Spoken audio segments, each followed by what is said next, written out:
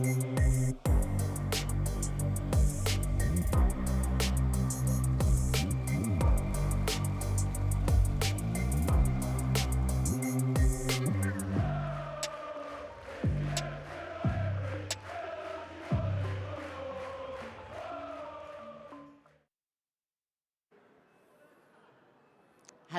and welcome back to Villa TV and to Matchday Live, our post-match show. Now it's a 2-1 win for Aston Villa over Chelsea, so another 3 points on the board and moving up in the Premier League table as well. Just 1 point now off of Chelsea. Of course, Chelsea, they do have that game in hand, but a close-fought thing then, and a 2-1 win for Aston Villa. Alan McInally. Oh yeah, I said 2-1. Actually, to be fair, you did actually. I was trying to figure out who predicted. You said goal first half and second. Well, I sort of did, yeah. But yeah, so I nearly said 2-1 because I didn't think they would score. And to be fair, they scored a good goal, to be fair to them, because they really skinned us down and it was a good ball in, and that wasn't the best start. And we've spoken about that before, about how... Alan, I hate to interrupt you, but we've got a guest on very, very quickly on the show. You should have scored, by the way. Ezri Konsa is now joining us. Hey, buddy. A very quick start to the show, therefore. Header somewhere, I thought we'd go on the end of. That one. But Ezri, thank you so much for joining us. I think you're going to have to share Alan's mic then for this one. You have that. I know, yes, I'm sorry about that. You've joined us at the perfect time. We've literally just gone live. So this is a perfect opportunity to ask you, how was the game as a whole then for you? There was a lot of atmosphere out there. Yeah, I think it was a game of two halves. First half, I thought they did really well. Obviously got the early goal, which kind of put us on the back foot. You know, they got over our press quite well, and we had to adapt. But you know, this season it's been a lot of ups and downs, a lot of inconsistency. But you know, with the last two draws that we've had at home, you know, we had to make sure today was 3 points and nothing more. And how was it for you then, getting back out there again? Because, of course, we were talking about it before the show, before the game, that we were saying about the injuries and the injury crisis that has been hitting Villa then of late. But for you to come back into the fray in a game like that as well, how was that for you? Yeah, it wasn't easy. First game Chelsea, but look, you know, I want to play every game. It's a shame that I've had a few niggles this season, but you know, to be able to come in today and help the team get 3 points, it's all that matters. It's a bit more belief in the team, you know, as you get to the last 20 minutes, and it was quite tight as. You know, and there was to and fro. They had a couple of chances as well, but so did we. But I don't know whether our momentum seemed to be really good in the second half today. Yeah, I think you saw that against Liverpool as well. Yeah. The last 10, 15 minutes against Liverpool, we could have won the game, and they had chances as well, and likewise today. But you know, I think now with the squad that we've got, especially you know the starting 11 and players on the bench, you know, as players, it's a real boost to have you know the likes of Marcus Rashford and Marlon coming on to help us. So he did really well, Marlon, when he came on. Yeah, really well. What about for you guys at the back when they don't have a definite nine, when they have Neto or they've got Nkunku and they're never playing with anything definite for you guys to go and pin yourself against? Yeah, it's really difficult. You know, as a centre half, I'd rather play against a natural nine. You know, Pedro. Hint, hint. There's one there. I'd have you all day. No, but look, Pedro and Neto caused us a lot of problems in the first half. Very quick. Direct. Yeah. So he was on the left, in the middle. So it was tough to pick up, and you know we had to adapt quick. So second half, I thought we dealt with it quite well. Yeah. And you know it wasn't easy with Tyrone coming off and having a young boy Beauregard coming in, but I thought he done really well. No, he did. And just on that, actually, because we were talking about how many different centre-back partners that you've all been having. I think it was 10 going into today. How is that for you to be able to adapt and the versatility you have to do to be able to match up them with a new partner? Yeah, I think I've played with everyone this season, even Luca, a left back. Yeah. So, yeah, no, look, I think as players you have to trust each other. You know, we work with each other every single day. You have to have the belief in each other. But, you know, for me, personally, you know, I've always wanted to try and become more of a leader, you know, learning from the likes of Tyrone, who's always been that for me. So, you know, him coming off today, you know, it was my opportunity to be able to help Beauregard and help the rest of the back four, and I thought I did that really well.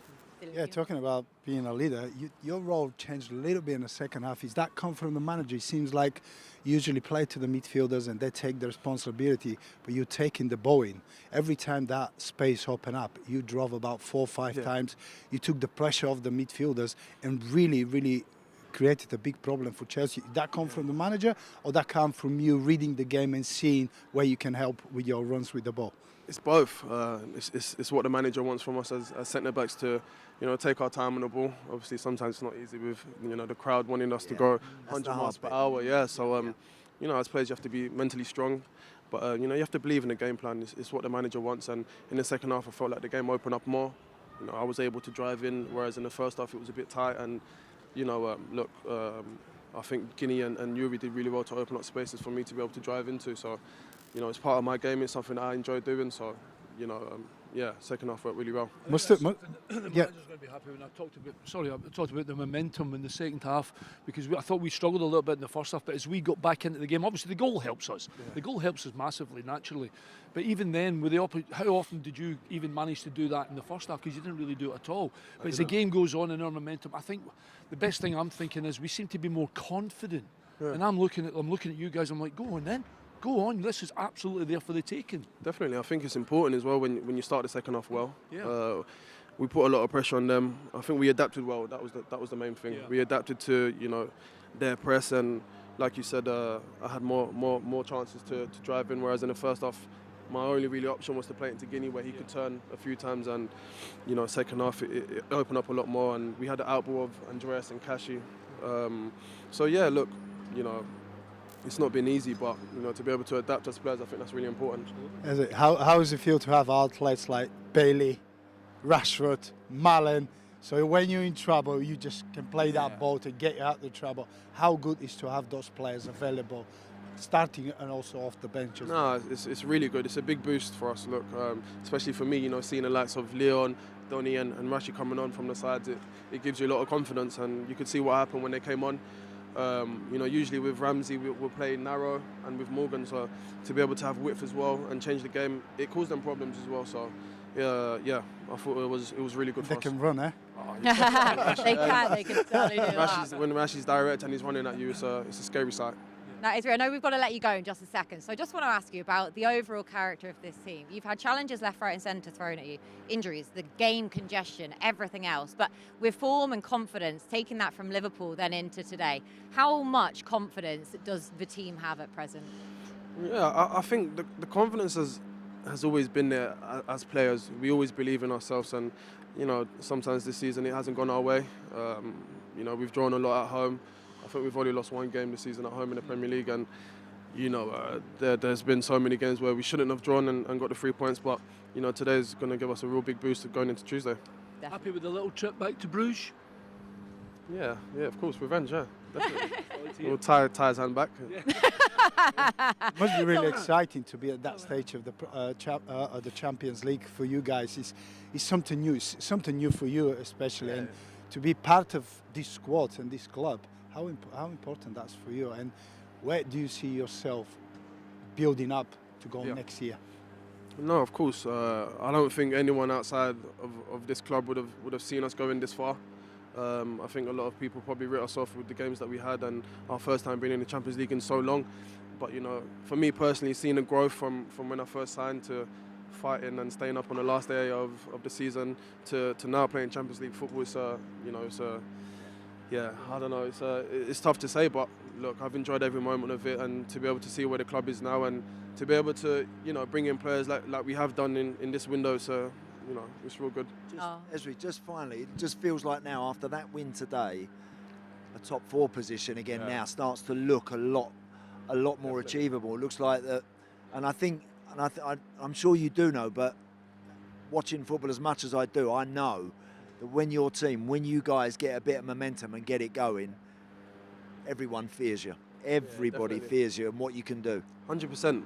Look, the last 2 games, getting 2 draws, you know, and then looking at the table, it wasn't a good sight. But you know, we knew if we got a win today, the table will look completely different. I don't know about the other results. Absolutely. So no, we'll go. I think Newcastle have still got a couple of games. They have. Behind, but you're right. Us sitting 6th or whatever it is. Sorry.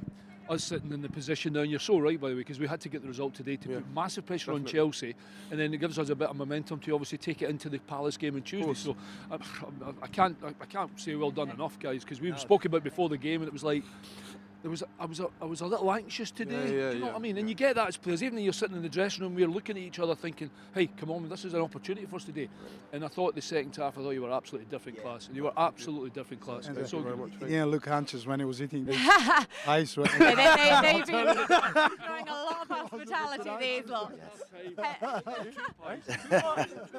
Ezri, that's what the retired life then is. You're a long way off of that, though, but all of that to look forward to. But you've been so generous with your time, so thank you so much. Thank you. Well done today. Again on the win. Congratulations, pal. And get back inside again, but Ezri, thank you so much, and best of luck next week. Thanks, pal. See you, buddy. All right then, lads. Big thank you then to Ezri Konsa for his time there. Good lad, and isn't he? Great to Super see good him guy. back. Yeah. They all are, though, aren't they? We're so fortunate to just have a squad and a team full of just good guys. Well, I'm lucky because I see them sometimes during the week, and I can laugh and joke with them and all that, and still talking about the game and the football, and everybody's obviously happier because we won the game. He's coming out, he's buzzing, he's talking about the momentum. He's happy to take questions from us guys, and the whole thing just feels that little bit better. But amazing, even he said when we looked at the table before today, it was 1-1 against Ipswich, yeah, 2-2 against Liverpool, and he's like, we had to win today, just because you go. And you were right. Yeah. All of a sudden you look at it and you think, ooh, yeah, fourth's a possibility. You never know. Yeah. And all of a sudden the atmosphere changes. But it comes from the lads. It comes from the character that the lads have had today. And he also mentioned a couple of times about the managers, the manager bringing players in to the club that's made such a big difference. And, yes. And he mentioned Marcus, obviously, and Daniel Mallon, and they have made such a big difference, actually. Yeah, there are so many difference makers there as well. We saw that again then today, Cillian.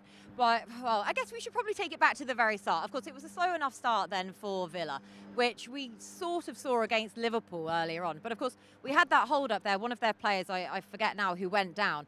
And it just almost caught Villa on the back foot at that point, right at the start of the game, for about 15 minutes. Yeah, it's normal. We're talking about Chelsea. They've got quality players.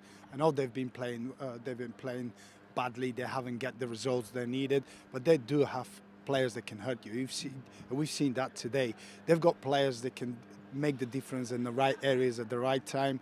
They had a few chances as well, but it's about determination from Villa. What they've done, they've never really panicked. They stuck in. They were waiting for their chance. I think with the changes in the second half with Bailey, with Mallon and Rashford, it gave him a different perspective. It gave him more pace, a little bit more direct style of play. And the players kind of enjoy that because it takes the pressure off the players. It takes the pressure from the back four as well. And they give you something that probably, as Konsa mentioned, they used to play narrow. They used to be everything goes through the middle. But now they've got options. They've got different style. Those players are very versatile. They can change. They can move. Yeah. And when you have players like that, I mean, you have to be confident. Do you know, Cillian, if you think back 3 or 4 months in a game like that, with the greatest respects to Jayden Philogene, who's a good young lad, right? He'd have been one coming off the bench, being asked to try and come on in a situation to make the. Now you're going Rashford, now you're going Bailey, now you're going Marlon, and with respects, it's just all gone up a notch, and you know what? There are going to be lots of times between now and the end of the season where the team doesn't click and it's not great, and the team aren't playing well. But when you can turn around and look along that bench and see 2 or 3 there that can come on and do what they do. When Marcus came on, and the first time the ball came out to him and he got it out of his feet and started running, everybody in the everyone's off their seats, including us three. Yeah, absolutely. Including us three. Yeah. You know, and dying for him to give a foot race to somebody. Go and take him on, and he did that a couple of times, and it injects the place with atmosphere and injects the players with confidence that you can find the solutions to go and win a game, and that's exactly what they did. You know, the difference is Philogene coming on when he was on the bench, young, very talented. Yeah. You got the crowd of buzzing of, we have to support him. Correct. When Marcus Rashford come on, he's like, okay, what's coming next? Correct. What difference are you gonna make? Yeah. And this is Philogene, you know, that's his path. He has to get there. He has to, you know, play and achieve that. But with Rashford, it's a different perspective. And he lifts the crowd completely. Then, as you say, your eyes are fixated on him because you're wondering exactly what he's going to do next. And Alan, we were saying in the show then before the game, and we were saying, well, Marcus Rashford, why is he not starting today? It's a bit of a different decision. Yeah. Then you see what he goes and does when he comes on there. Yeah. I mean, is that part of it? It's a tactical decision by the manager, and you've got to say he's kind of got it right. He's also given Jacob Ramsey an opportunity to do exactly the same thing. Although obviously starting the game, it's a little bit more difficult. You got to work yourself into the game. You find out what his strengths is, you know, the person you're playing against. But Marcus has obviously a little bit extra of the the stardust as it were, and that's why we brought him into the football club. Yeah. There's something else, and we know this, and we've played in 100 games like this. When you've got somebody on the bench that comes on like that, all of a sudden you're like, I don't want 1-1. Yeah. I think we can. Sometimes you get the ball and we'll come back the way. Yeah. I think they're always looking to. I think we can nick this if we keep the pressure on them. Yeah. Put our foot on their throat. We can probably nick this, and that's exactly what happened today. Yeah. We were lucky a couple of times. Yes. And to be fair, I thought he was going to chip the goalie. Cole Palmer, Cole it Palmer. was a great situation for him. That, yeah, Wasn't it? And another thing, Kate, is when we see Van Dijk in midweek. Every now and again they play short, and then he goes, touches it to one side, Yeah, bang, brilliant, yeah. Salah. It's coming 60 yards to you. Correct. Once the Villa boys recognise how to get it to Marcus that little bit quicker, that then gives him the opportunity to go 1v1 with space in behind to run into, that's when I think you'll see a different Marcus Rashford. That's when I think he can seriously enhance what Villa already have. Yeah. And what kind of equals that? Is it just time? Is it just time to gel to? Yeah, it takes a while to runs? understand, and he's got to. Again, at the moment, it's all new information going in for Marcus. And a lot of information, no doubt, as well. Yeah, and so he's got to make sure he does his tracking back, and he's got to tuck in when he has to, when the ball's on the other side. But then he's also got to get himself. He's come here not to do a job, because there's others that could do a job. Yeah. He's come here to. Can you give us something else? Yeah. Can we see the Marcus Rashford that we know is there? Can you bring that to the table? And he can. Once the boys find out the best way to get it out to him, then again, I think you're going to see a really dangerous player. Yeah. What was really interesting, the sooner Marcus Rashford come on, Asensio kind of move in that left side area. Why? Because you recognise Exactly. changer. You recognise what. Let him. Yes. Give him the room. I need to give him the ball. I need to find the space for him. Yes. Play the ball at the right time, and he can do that. Asensio can do that, and straight away you can see the team is just adjusted to Marcus Rashford coming in. Obviously Morgan coming off. Hope he'll be okay. Mings, Cash. There's a couple casualties there from today, but I hope that he's just small injuries. I'm loath not to just speak about Marcus because he has a bit of special stuff about him, and he's a spectacular football player. And Andy's right saying about we need to get the absolute best out of him. I will mention Daniel Mallon and even Leon Bailey. Now sometimes I've been not critical of Leon. I'm just like, come on, I know just to reach his best of that season. I want you to drop the shoulder, and I don't want you to come inside. I want you to take it to the byline and get it across. You'll get as a corner, you'll get as a free kick, you'll get as whatever. And the two of them had a little bit today as well. But I must admit, because Mallon, I don't think is a particular as a centre forward, but I thought his job when he came on today was really good. He held the ball up really well. There was one time he took out this guy, took a touch. Tossin was hanging all over him, and he bolted it out to the left and went straight back in to get into the box. That's good football play, and it relieves the pressure that's on us. So I'm going to mention the two lads as well because they did a really good job when they came on for sure. Yeah, but for Bailey as well, if you look at it, I just want him to be. I want him to be. Yeah, but so he never had anyone he can learn from. Yeah, okay. Now you've got Mallon, you've got Rashford. Now we see different style of play. Maybe. You can see different direct play. And when you look at it, if you analyze his game, you go, well, I want to be like that. I want when I get the ball. And he has the ability to do that. He's a game changer. To take the ball and go. He's unpredictable. And when you see the other two doing it week in and week out, then you push to be at the same level as them. We always say that about Leon Bailey, don't we? Because we said about Diaby last year, almost being that competition pusher then for him to be able to raise his game. But it's probably right, as Stillion's just said there, rather than the competition as such, it's those players to come on to really make him raise his game again. Yeah, very true.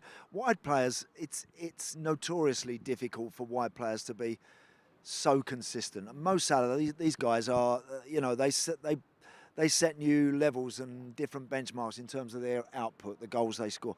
Very difficult for wide players to constantly be scoring 15, 18, 20 goals. The Salahs of this world that get 30s from that position is not easy to do, not easy at all. 6-8 months ago, Leon Bailey was playing terrific. Few injuries, lost a little bit of confidence, and all of a sudden, the edge to his game just went a bit. Hopefully between now and the end of the season he finds that again, because again when he starts running at you, you're in trouble. You can be in trouble. So I think he's going to be a big asset for Villa. And another sub who I want to talk about, who will probably go under the radar in comparison to those forwards we just talked about, but Andres Garcia. We know he had a tough time there against Liverpool with the mistake that led to the goal. Otherwise, I thought he had a very, very good game.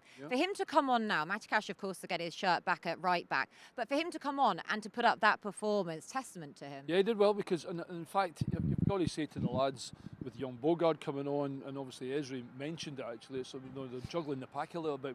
There's a new centre-back, a different right-back, different left-back. He played with 16 different players in 90 minutes from there. But yeah, he did really well. And I actually said to Andy when he came on, I went, I like him because I think he's more direct as a right-back, and he's bringing him on at a situation with 20, 25 minutes to go that we'll have to defend and he'll have to be careful, but I want him really going that way and trying, when we've got the ball, he's a winger. Almost, if you know what I mean. And we don't have the ball, you get back inside and get to your position and do it. But he did really well. He did genuinely well. It's hard to. It's good as a manager when you make changes in the team and they all play a part and they play a significant part. And they did that tonight, and that's why Asensio got us the goal, and that's why we won 2-1. There's one other player I want to pick out specifically, Cillian, John McGinn. We know that he often goes under the radar. We talk about unheralded players. The work rate that he does, we just almost assume it from him. We just expect it from him. But I do feel it's right that we should acknowledge it when he's had such a good game. Yeah, of course. He was the soldier today, I think. He was battling, he was tackling. Caicedo had a little get too as well. It was good. But he just don't give up, and he give you that energy, that aggressiveness that probably Tielemans don't have. But we said they accommodate each other very, very well.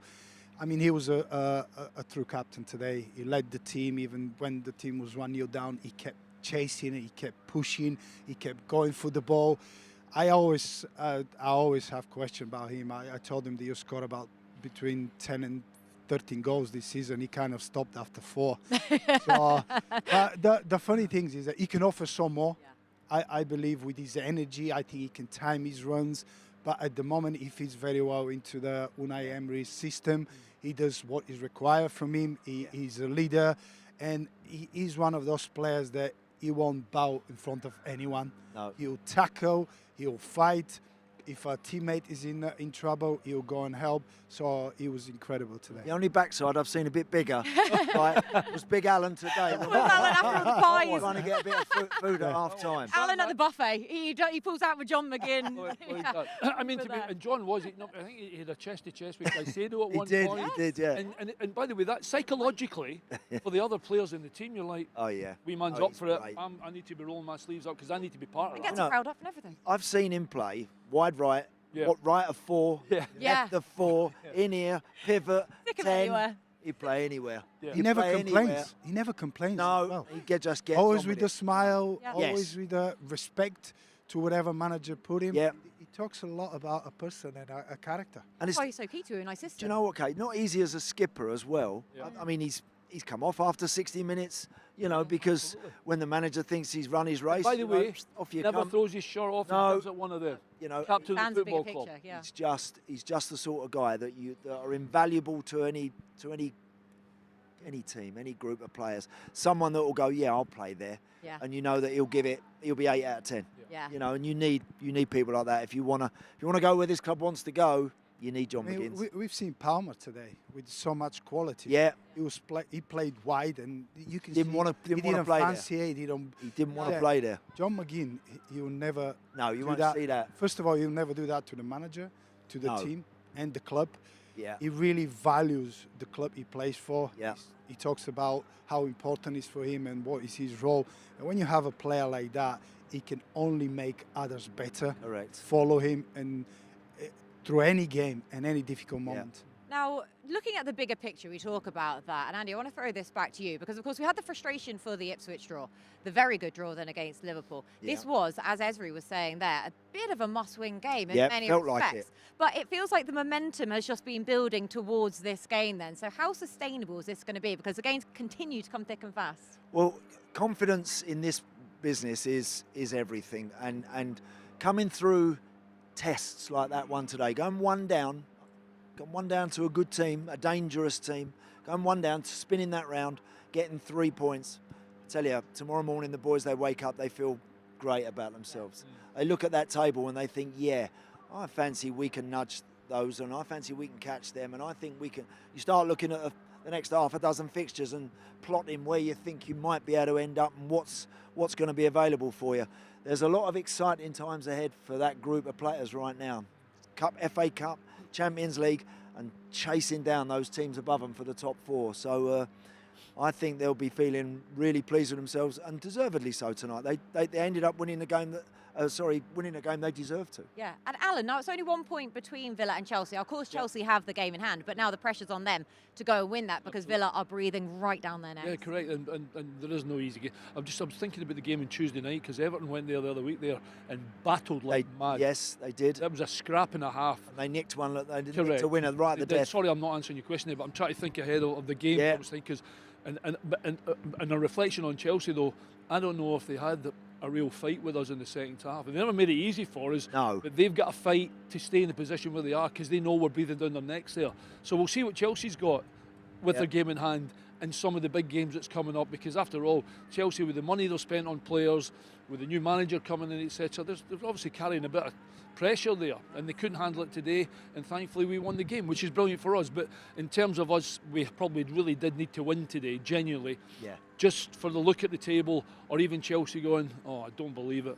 Yeah. You know, they're only a point behind us, and they actually have now to win their game. I don't actually know, I should have checked. I don't know who the game's against, but nevertheless, it won't be an easy game in the Premier League. But we did what we had to do today. There's sometimes when you sit in the dressing room, and even before the game, you're like, we have to win. We have not to get beat, whatever. And I think it was really one where we had to win, even as a psychological thing going into the game on Tuesday night. Definitely so, throwing it forwards then. Now, lads, you don't know I'm going to do this. I should have teed this up previously. But you know, I always get a score prediction from you before the game. I want to get your man of the match, your individual man of the match then for today. Oh. Are we going Asensio? Are we going Rashford? I'll go John McGinn. McGinn. Oh, okay. I'll stole Alan's. All right, Asensio, you know what, 2 goals. It was great to see him getting on the score sheet, but I thought John McGinn was the real leader today. He really battled hard through the difficult moments. He was fighting for everyone, and that gave a little bit of a lift to everyone, especially in the second half, because he started from the first minute and he done it until the last whistle, which I'll pick probably John McGinn for me. Good shout, Stillian. Alan, he stole yours. Well, not well. I'm going to admit, he just spoke to us, didn't he? Ezri Konsa. You know, he's had 2 different players beside him. He's had another right back beside him. He spoke about how he grew into the game himself by, if there was space there, he would come and try and get through and bring the ball further up the pitch for us, at the same time, you know, being a defender. You know, first and foremost, that's how he makes his money. He's a defender. But he certainly grew into the game, and I thought he was terrific. And I'm so glad he came out to talk to us as well, which is just fantastic. Yeah. But I'm going to go Ezri because he was just different class, and it shows you how important. By the way, do you know, if you won't remember this, but last year he was quite young, and I can see him. I can see him grow. You know, in this brilliant young man Into the leader, as he was just saying there, when Tyrone goes off. I can see it in him. Genuinely still, and he carries himself that little bit with a little bit of arrogance. I'm like, I like that. Not a problem with that. In fact, it's a brilliant thing, having a little bit of confidence, and then hopefully that can take him through plenty of games. But yeah, he's my man of the match. I know it was a long way around a bit, but I'll go Ezri. That was beautifully done and perfectly tied in then with Ezri Konsa coming to speak to us as well. Andy, you've had the most time to think about it. I tend to agree with Stillian today, because I think in those sort of games, they're kind of you win those games from the middle of the park, I think. I know you've got your match winners, but I think that the guys in there that start winning those 50-50 duels, getting that loose ball, picking up, anticipating things in the middle of the park, and doing all the dirty work. Yeah. And you need good people, soldiers, as Stillian called him. You know, and I thought Yuri played well, but I too agree. I think John today battled, scrapped, fought. At one point, was he on a yellow card? He was. Yeah. There was one point he was chasing after someone, right, and I thought, whoa, steady down, he's going to get, you know. Yeah. But that's the nature of the beast. That's what he is. Kate, do you know what that was? That was a particularly typical broadcast for the midfielders of the Correct. It was. We just appreciate it. Forget about the strikers, forget about the defenders. Exactly. We won it in the midfield. No, you're going for a central defender for your man of a match. But yeah, right, shout out then to the midfielders. Don't get enough credit, as we all say. But lads, I think the 4 of us could stand here and chat about this game all night. I happily would. But we better leave it there, though. So thank you so much to the 3 of you for all of your efforts today. Really appreciated. a lot. Thank you so much for watching as well. All that is left for me to say is good night and up the Villa.